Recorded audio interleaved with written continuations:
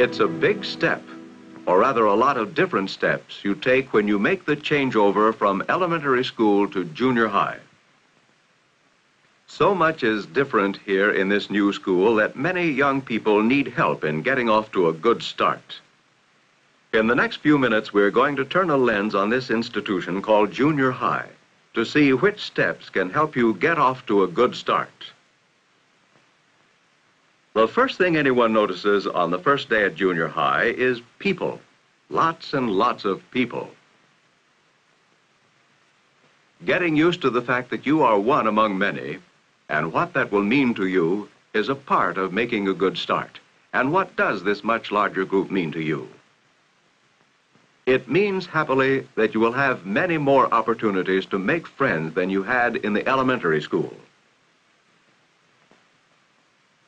It also means that you will be included in something big, a school with its own traditions, its own teams, its exciting long-time rivalries with other schools for academic as well as athletic superiority. You'll probably have your own cheerleaders wearing your school colors.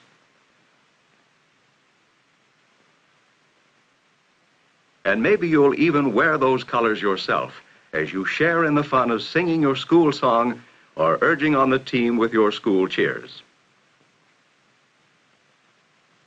But being a part of a much larger group also means that the competition will be tougher.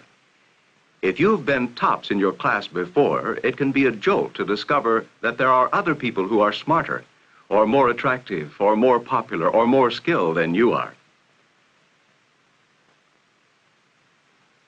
And if you haven't been particularly outstanding before, it may be discouraging to find out how many more there are ahead of you now than there used to be. But remember, you are still you with the same abilities you had before. In junior high, there will be more competition for everything: athletics, scholarship, friends, and even for class offices where only one can win. What you have to do in the face of this increased competition is hang on to your self-respect. In some areas, you may never be tops. In others, you may have to work hard to make a good showing. Nevertheless, you are worthy of respect from yourself as well as others, and more so if you face up to your limitations. Another thing you must do when the competition is increased is to become more responsible. It's up to you now to get your assignment straight and not depend on the person beside you. It's up to you to keep track of your gym clothes, your books, and your other possessions.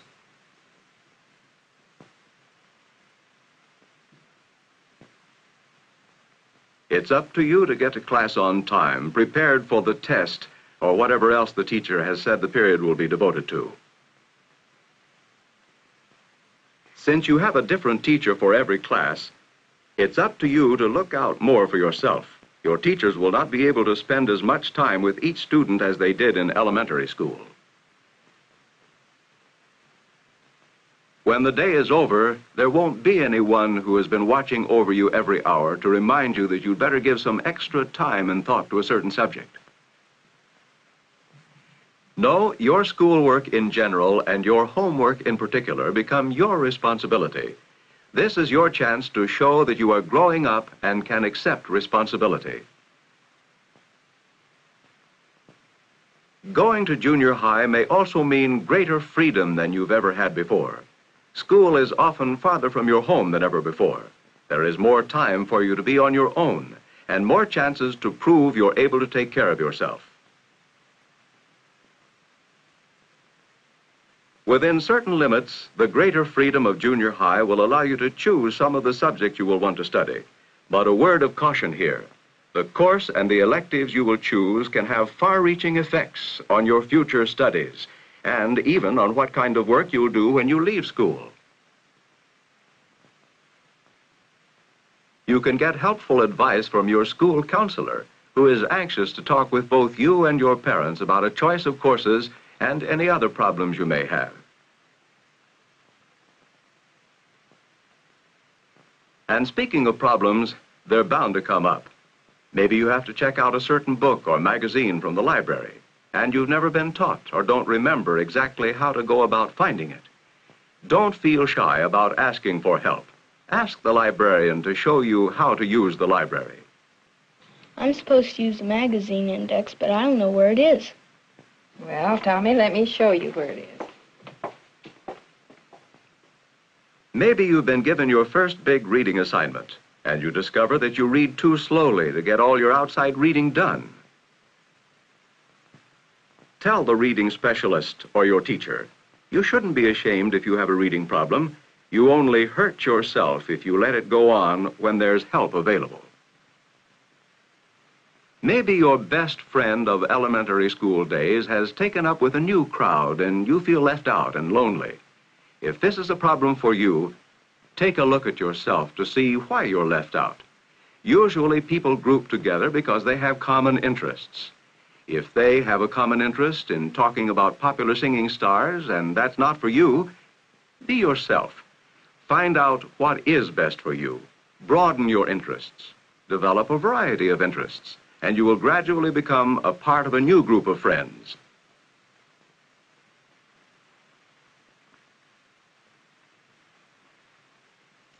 You'll find many opportunities to develop new interests here at junior high. Maybe on the school paper staff, or in the marching band or the orchestra, or the photography club. These and other extracurricular activities are open to people with common interests. Among people who like the same things you like, you can make new friends. Friends are made, remember. There's no such thing as a magnetic personality which attracts others without effort. But there are people who make the effort to introduce themselves.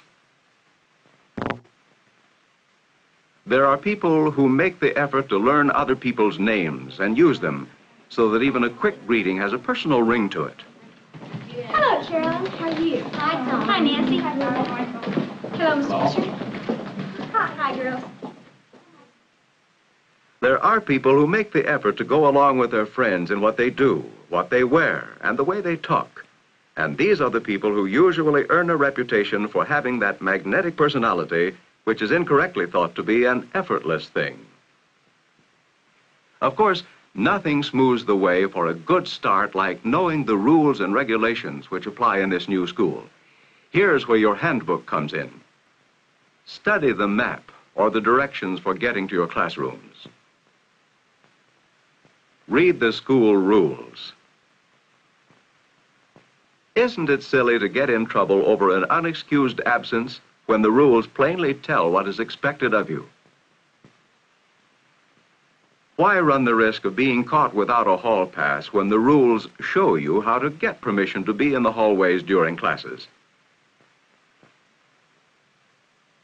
How are you going to know cafeteria rules, whether to bring your lunch or buy it, unless you've read the handbook, or listened to the teacher when she was telling you, or asked someone? The point is, make sure you know what the rules are.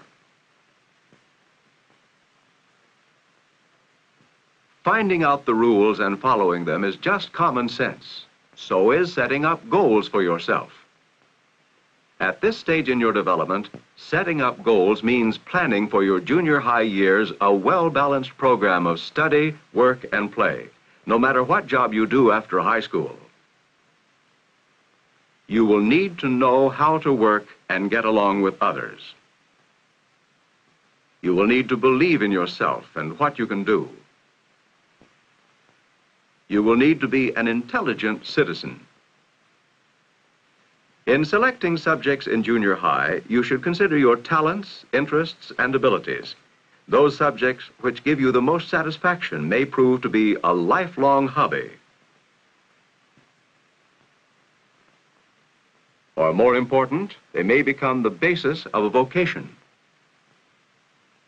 In any case, making the most of an opportunity you have now will serve you well.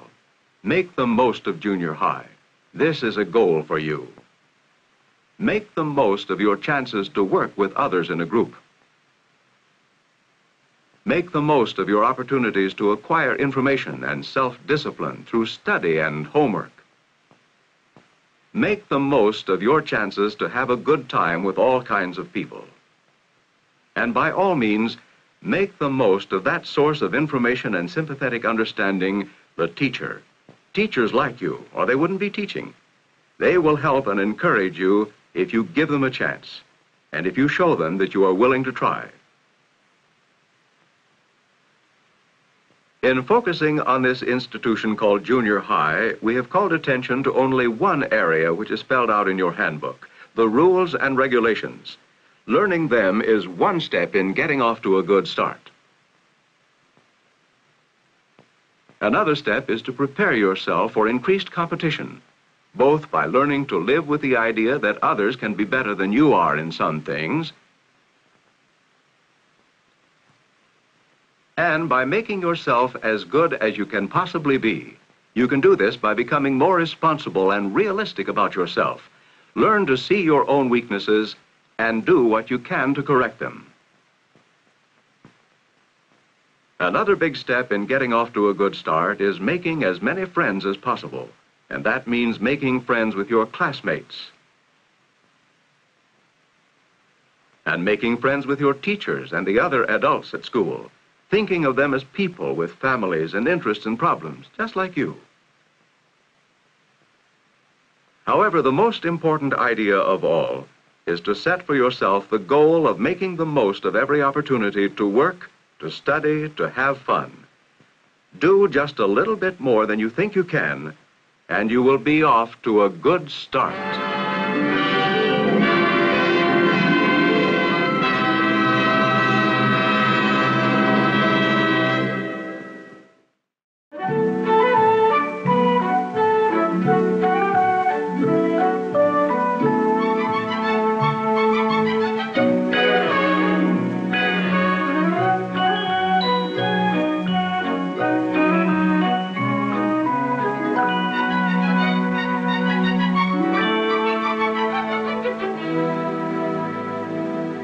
It's a big step, or rather a lot of different colors yourself, as you share in the fun of singing your school song or urging on the team with your school cheers. But being a part of a much larger group also means that the competition will be tougher. If you've been tops in your class before, it can be a jolt to discover that there are other people who are smarter, or more attractive, or more popular, or more skilled. It also means that you will be included in something big, a school with its own traditions, its own teams, its exciting long-time rivalries with other schools for academic as well as athletic superiority. You'll probably have your own cheerleaders wearing your school colors.